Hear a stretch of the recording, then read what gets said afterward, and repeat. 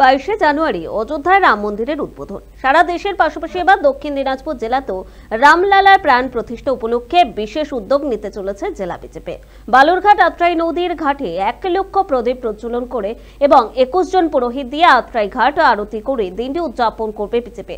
বালুরঘাটের সাংসদ তথা বিজেপির রাজ্য সভাপতি সুকান্ত মজুমদারের উদ্যোগে এই অনুষ্ঠান অনুষ্ঠিত হবে। পাশাপাশি বালুরঘাট শহর জুড়ে বিভিন্ন ওয়ার্ডে রাম পুজোর আয়োজন করেছে বিজেপির কর্মী সমর্থকরা।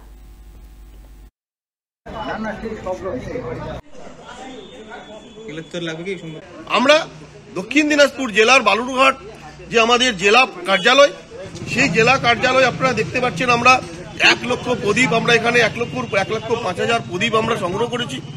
আমাদের পার্টি অফিস সংলগ্ন যে কল্যাণী ঘাট, সেই ঘাটে আমরা আর 1 লক্ষ প্রদীপ প্রজ্বলন করব। রামের একটা 30 ফিটের আমরা একটা কাট আউট সেখানে লাগাবো।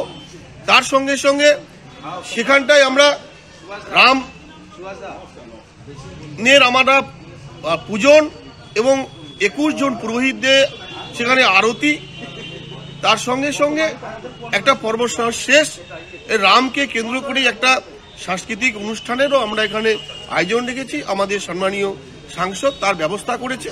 ভারতীয় জনতা পার্টি সেটাকে পূর্ণ আর রূপ দেওয়ার জন্য সমস্ত স্তরের কার্যকর্তা সেখানে হাত লাগিয়ে কাজ করছে।